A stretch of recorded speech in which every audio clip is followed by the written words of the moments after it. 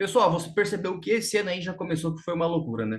Você viu que na Terra aí a gente teve efeito de terremoto, a gente teve meteoros, e a gente está vendo agora muitas observações de OVNIs ao redor do planeta Terra, tá? Essa aula aqui eu vim trazer para vocês para responder coisas nesse sentido e falar um pouquinho a respeito desses fenômenos que têm acontecido, beleza, gente? Pessoal, eu sou o professor Maicon Sisoto, sejam muito bem-vindos ao meu canal. Se você é novo aqui, fique até o final dessa aula que eu vou contar para você o que são esses objetos que o pessoal tem visto bastante. Vou falar a respeito de vida alienígena, tá? Vida em outro planeta, se isso aí é possível, se isso não é possível, e o que a gente pode, como a gente pode tratar essa situação, e em relação também aos objetos voadores não identificados. Se você sabe o que é um OVNI, é isso daí. Tá? E se você é novo no canal, me acompanha aqui até o final desse vídeo que você vai ter o conhecimento desbloqueando a ignorância, tá bom, gente?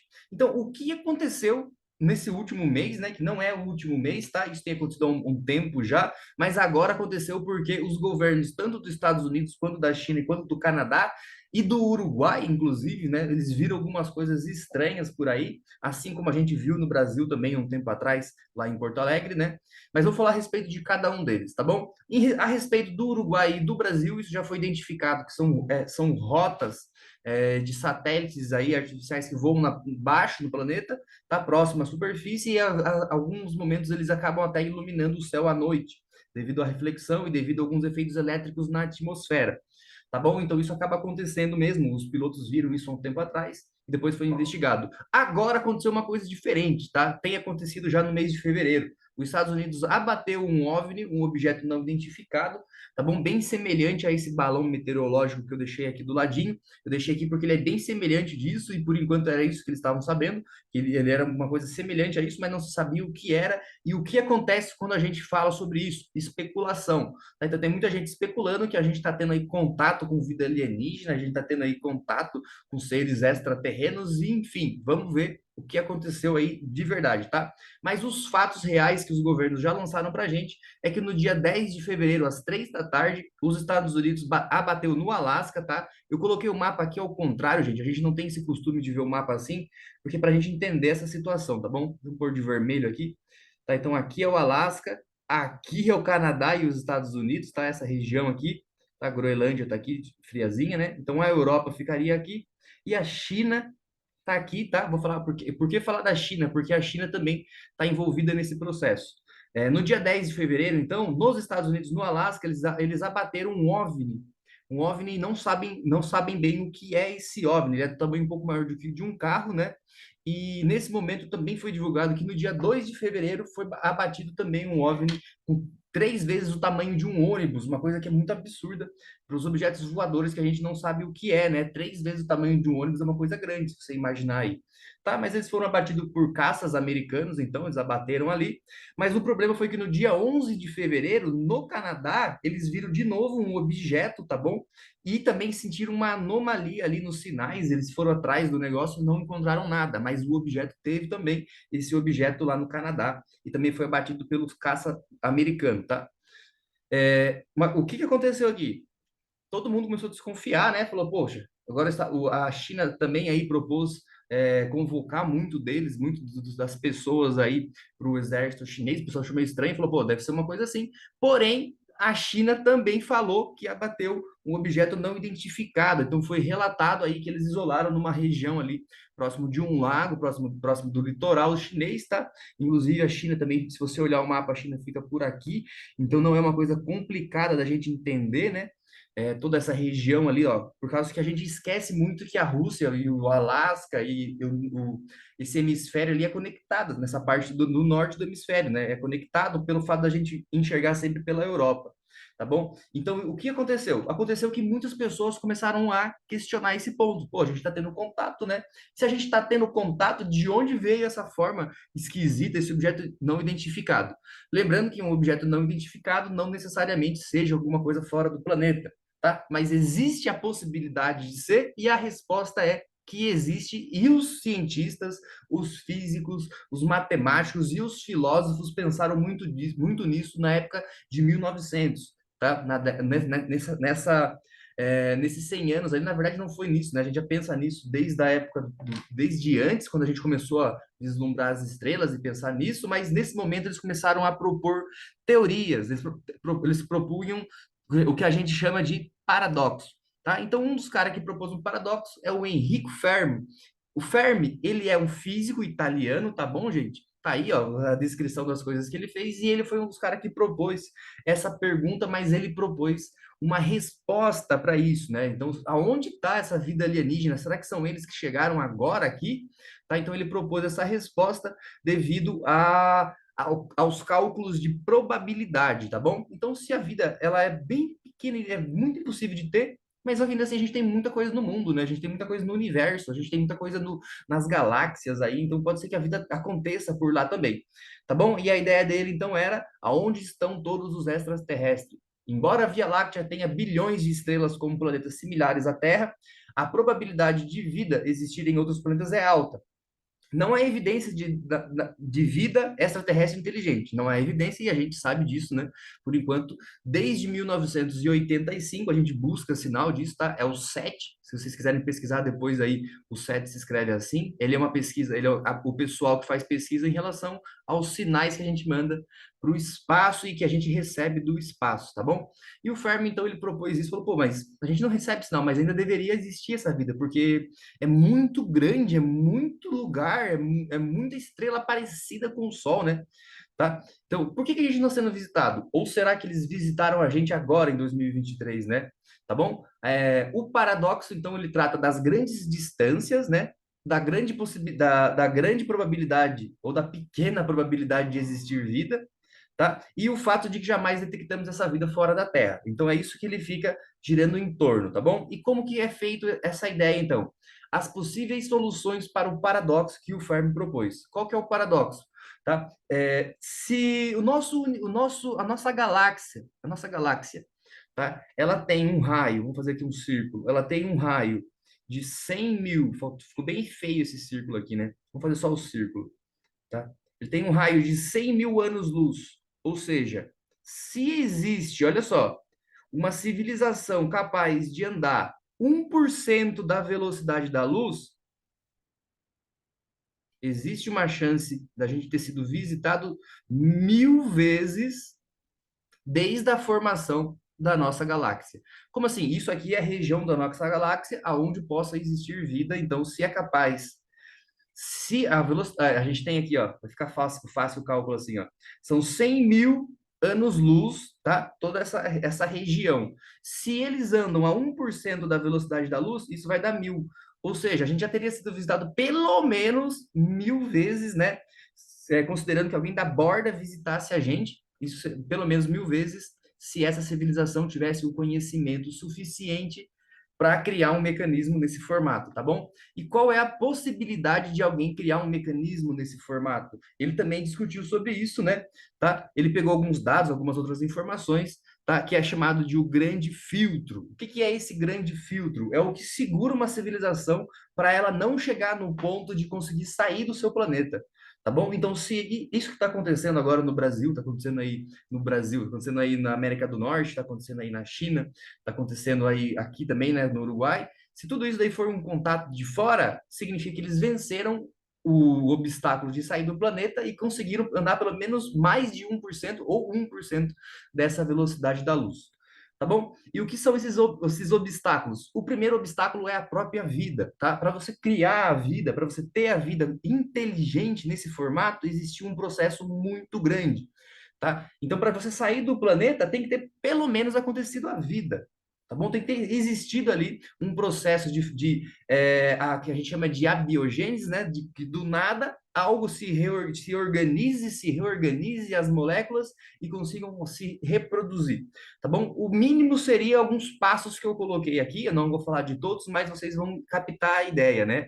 Porque para um ser ter a capacidade de criar uma espaçonave para sair do planeta, ele não pode ser uma bactéria, por exemplo, ele não pode ser um vírus que não tem que ele é acelulado ou uma bactéria que ele é unicelular, tá bom? Então ele tem que ser um ser ciente que tenha capacidade de dominar e criar ferramentas e recursos, tá bom? Então a biogênese é esse grande obstáculo, tá? O que vem junto com ela? é difícil a formação de moléculas específicas, no caso do, por exemplo, o RNA, né, que é a nossa metade do DNA. Então, isso é uma coisa muito complicada de se formar, tá? Então, isso daí faz parte do filtro para se existir vida, tá? Faz parte do grande filtro isso? Ainda não, vocês vão entender. Tá, então essas vidas elas têm que surgir, tem que cada vez ficar mais complexa, né? A vida unicelular deve surgir, depois fica unicelular mais complexa e depois ficar uma vida que consiga ter reprodução sexuada, que são os pluricelulares ali, que consigam se multiplicar.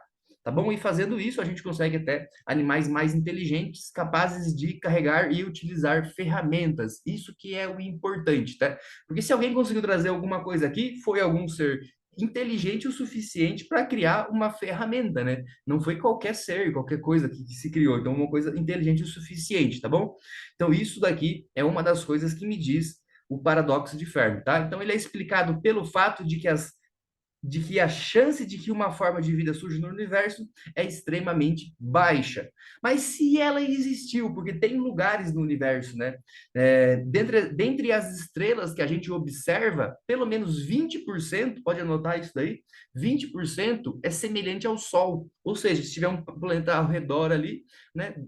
Mesmo sendo 20%, é muita coisa para bilhões de estrelas. Então é muita coisa. Tá? Então, se você tiver ali ainda 1% desse 20% um planetinha que tem a capacidade, possa ser que exista vida ali então, tá? E se existir a vida, tá? Qual é realmente a capacidade que essa vida vai ter para sair dali?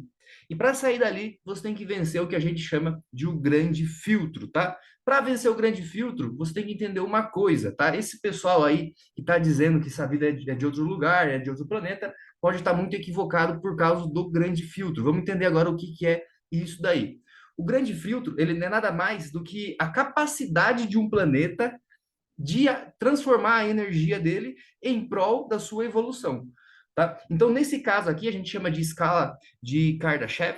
Essa escala, ela fala, não é só até o tipo 3, tá bom? Ela fala de que se uma civilização é capaz de entender o que é energia, assim como a gente já entende, seria capaz de utilizar toda a energia do planeta, do núcleo do planeta, dos ventos, até do satélite ao redor do planeta, e utilizar toda essa energia em prol do seu desenvolvimento. E isso com eficiência, sem destruir o planeta, sem desmatar, sem corrupção, sem as coisas que existem mesmo, né? Então, isso seria uma civilização do tipo 1. Certo? Professor, a nossa civilização na Terra é do tipo 1? Não, porque a gente não faz isso. A gente não utiliza 100% dos nossos recursos, a gente destrói nossos recursos em vez de utilizar. A gente seria ali de 0,4 entre 0,6, tá bom? Que a gente utiliza os recursos sim, mas não 100%, né? E a do tipo 2 seria aquela civilização que utiliza tudo da sua estrela. Como assim? O nosso seria o Sol, né? Então, se a gente tivesse a capacidade de absorver e utilizar da energia do Sol, para a gente fazer as coisas, a gente faria com certeza muito mais coisa, talvez até viajar a 1% da velocidade da luz. Estão captando? Então, quem poderia chegar aqui na Terra? Uma civilização do tipo 1? Bem provável que não, mas alguém do tipo 2 já seria capaz, certo? Mas quem é alguém do tipo 3? Alguém do tipo 3 seria aquele que é capaz de utilizar toda a galáxia, não só a sua estrela, como as estrelas vizinhas, os planetas, os satélites vizinhos, tá? As galáxias. Galáxias. Vou até errado a palavra aqui, tá? Mas, enfim. Essa seria do tipo 3, tá? Então, capaz de viajar 1%, bem provável que mais do que 1% da velocidade da luz, já que teria o recurso suficiente, por exemplo, para manipular ali as estrelas, né? A energia, raios gamas e muita coisa que a ciência demorou muito para entender, para gente que não é nem do tipo 1 ainda. Certo? Então, o que é o grande filtro? O grande filtro é algo que segura a civilização a chegar a um ponto tão grande como, por exemplo, aqui a 2 ou a 3, né? Que segura ela. Então, vou botar aqui uma barreira. Isso seria o grande filtro que segura essa evolução. E o que pode ser esse grande filtro? É uma tecnologia equivocada, como, por exemplo, bombas nucleares, né? Não sei se vocês já ouviram falar na história aí que bombas nucleares podem acabar com a civilização humana. Então, isso pode ter acontecido, isso filtraria essa civilização, tá bom? Isso é um dos filtros. Outra coisa que filtraria essa civilização seria a raridade da vida, né? A raridade da vida, então, impossibilitaria que isso daqui acontecesse, não chegaria nem ao do tipo 1, tá bom? Mas outras coisas segurariam isso, como, por exemplo, o equívoco aí, ou guerras nucleares, né? Ou a utilização dessa energia aí e o não contato. Como assim? A gente discute muito isso, né? Porque se eles têm uma tecnologia e já chegaram, né? A esse ponto de evoluir até absorver a toda a energia da sua estrela ou da sua galáxia, o que eles iriam querer com a gente que não tem nem compreensão do próprio planeta? Então, eles não viriam fazer esse contato aqui. Isso significa que o grande filtro foi transpassado e existem civilizações nesse formato, só que elas não chegam até a gente, né? Então, isso faz com que o quê? Faz com que a gente tenha algumas possibilidades das coisas que podem acontecer, né? A primeira, já comentei aqui, né? É de que a vida é tão rara que quem é a primeira civilização? A biogênese aqui é tão rara que a gente é os únicos, né? Ela é tão rara, não, perdão, gente, ela é tão rara que dificilmente vai se acontecer igual aconteceu aqui, tá? O que traz isso para nossa próxima parte, que é a gente ser os únicos, né? Ou seja, se nós somos os únicos, nós somos os primeiros, tá? Então, se a gente é os primeiros, vai fazer com que a gente tenha um momento em que a gente vai passar por esse filtro e conseguir absorver toda essa energia, né? Ou a gente vai sucumbir às nossas tecnologias e acabar por aí, então, tá? E o terceiro ponto é que a vida, além de rara, ou além da gente ser os únicos, né? Além disso, seria de que ela dura pouco tempo, né? Agora a gente vai considerar uma escala de tempo, por exemplo, né? 4,54 bilhões de anos, tá? Isso é o tempo da Terra, tá bom? Perdão, esse é o tempo do nosso sistema solar, da nossa galáxia. Da Terra é 100 mil. Mas é o seguinte, só nesse período, só nesse período de 4,5 bilhões, quem evoluiu foi a gente, né? E o que garante que a gente não foi o primeiro, né? Porque se a gente foi o primeiro, jamais a gente vai conseguir encontrar alguém do tipo 2 do tipo 3 porque eles não existem mesmo, né? E a gente tem esse formato. Agora vamos considerar uma galáxia que evoluiu e já tem 8 bilhões de anos, certo? Tá, e aí? Um pouco mais da metade.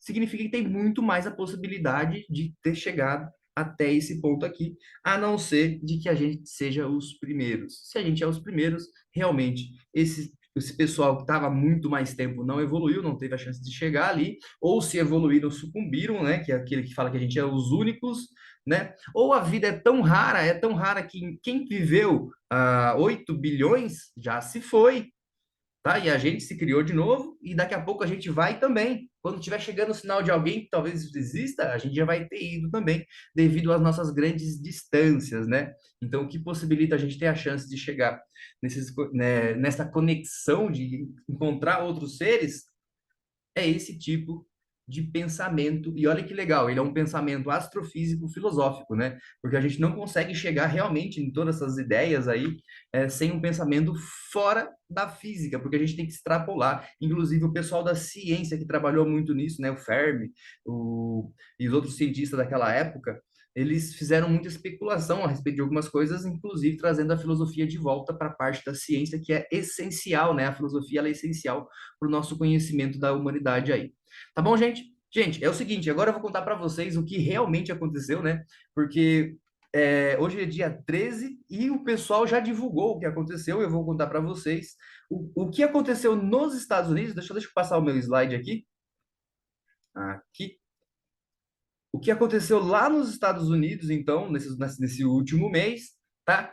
Foi a China colocando alguns balões meteorológicos, exatamente como esse daqui, não, né? Semelhante ao que está aqui do lado, tá? Então, esses balões aqui, a China começou a soltar, e aqui é uma rota, inclusive, aqui, muito curta, né? Inclusive, não só pelo chão, inclusive pelo céu também, devido a muitas cadeias de montanha, devido à nossa rotação da Terra ali.